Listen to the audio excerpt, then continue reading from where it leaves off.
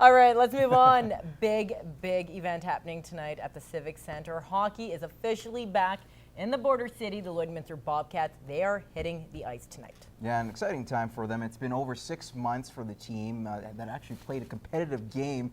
And with the build-up to the season, it should be a good one. Kyle Gallagher is actually at the Civic Center giving us a preview of what to expect. Kyle, take it away.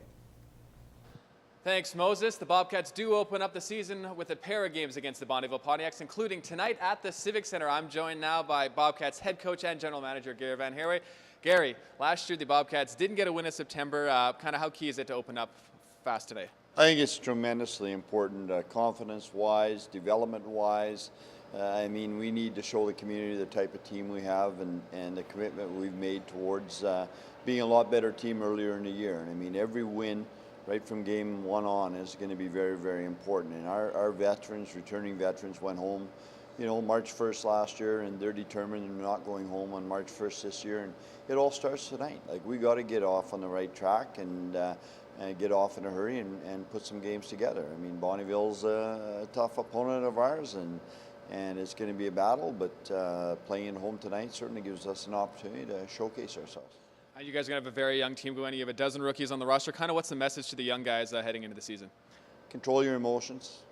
They do play hard. We've got lots of speed. We play hard. We win the one-on-one battles, but I think there's going to be lots of times during this game and early in the season where they really have to control their emotions and make sure they've got control of everything that's happening. And once again, we'll look to our veterans to help lead on the ice and off the ice, and I think we got a real good combination, real good chemistry of young and old. Okay, and you guys open up with a home against the Pontiacs. How do you feel you match up against them? Very good. I mean, they beat us 3-2 here in exhibition, and we lost there in overtime the following night, but they're a team that's added a lot of youth as well. And there's been the competitiveness over the last 3, 4, 5 years. So certainly our guys see the Bonneville, team as a team that we have to be better than this year. And I mean, if that was the only team we're better than, we're going to be in the playoffs. But that's not our goal. But certainly they're a team we can contend with, and we feel that we match up very well against. They work hard. They've got speed. They've got some good offensive talent. Very good goaltending. So we're going to have to overcome all of that and be better in all those areas. All right, perfect, Gary. Thanks. Good luck. Thank you. Now, if you are interested in checking out the home opener, there are still some tickets available for tonight. Puck drop is 7:30. Moses, back to you. All right, thanks a lot, Kyle. Well, last night was the unofficial kickoff to the Bobcats season, and it was a success. The 9th annual Bobcats Evening of Champions was held at the Stockade Convention Center. Over 700 people were in attendance for the event, with approximately $100,000 raised. Not too bad on a night with great food, lots of sports memorabilia up for grabs, a pair of keynote speakers in Trevor, Linden, and Burke, not to mention a chance for the players to get involved with the community. The fundraising aspect of it is huge, but at the same time, we're really happy with what it means to the community. It gives them all an excuse to get together and celebrate hockey and, you know, meet some very cool celebrities, while at the same time, I guess, connecting with our players, get their first look at this year's lineup. And for our players, it gives them a chance to get comfortable, you know, with being a hockey player in Lloydminster. The Bobcats also unveiling their new squad to the public, including their new alternate captains and team captain Grant Baker, who dons the C once again. Head coach Gary Van Herway is confident in the leadership group.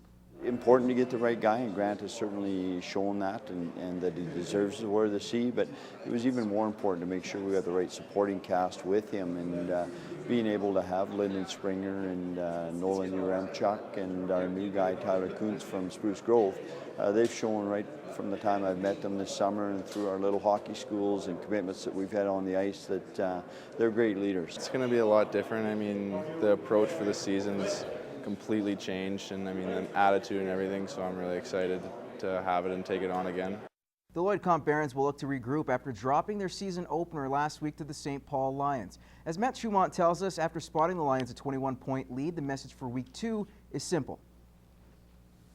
It's a story that's all too familiar for the Lloyd Comp Barons, spotting the opposition a big lead. And after allowing the St. Paul Lions to quickly jump out in front, the hill was too much for the Barons to climb, losing their home opener 30-28.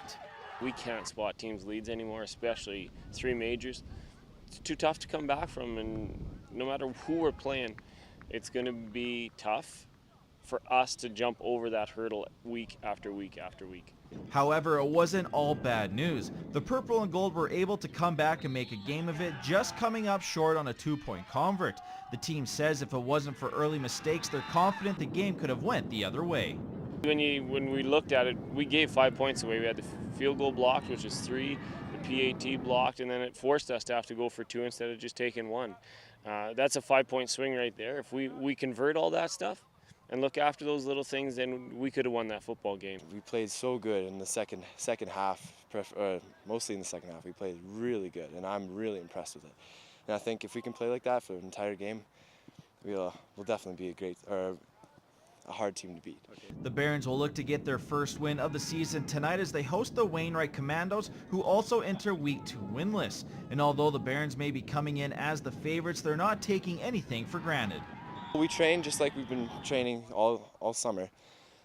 We don't take them lightly, and as I hope they don't take us lightly. We're going to go into this game thinking that they're a better team than us and we have to beat them. Although they took a beating last week, we don't take anyone lightly. We have respect for every opponent that we play, and it doesn't matter who they are. We're going to come out fighting and come out strong at every game. Matt Schumont, Newcap Sports. All right, thanks a lot, Matt. We'll move on to hockey, again to the Bobcats Evening of Champions. Their relationship dates back to the late 80s when Brian Burke drafted a young kid from Medicine Hat in Trevor Linden. Last night, the two were reunited, sharing their story at the Evening of Champions. Brian meant so much to me in my career. Obviously, 1988 drafted me, and then reacquired me back in 2001, back to Vancouver. So, and those were, really pivotal moments in my life. We're fortunate in our league. We have a lot of players that really care and do their best, and we have a special group. But even among a special group, this guy stood out. Community involvement being the biggest, which is why both had no hesitation when asked to come down to Lloydminster. It's special to travel to communities, and being a junior player too. I'll never forget meeting a pro player and trying to listen to what he had to say and hopefully gain some knowledge and some experience. The minute that no one in this room cares about hockey, we're all out of work, right? So do you stop and sign the autograph? Yes. Do you take the photograph? Yes. Do you talk hockey if they want to talk hockey? Yes. The big topic was Burke's new position with the Calgary Flames, but could that rekindle his very public feud with Oilers President of Hockey Operations Kevin Lowe involving the signing of Dustin Penner? I'm not sure there's enough room for Brian and Kevin Lowe in this province, but I guess we'll find that out. It'll make for some fun. He started the whole thing. It's his fault.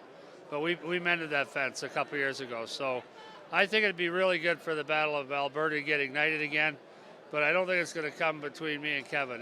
We were friends for a long time, had a little dispute, managed to put it behind us. So we'll look for some other fuel for that fire.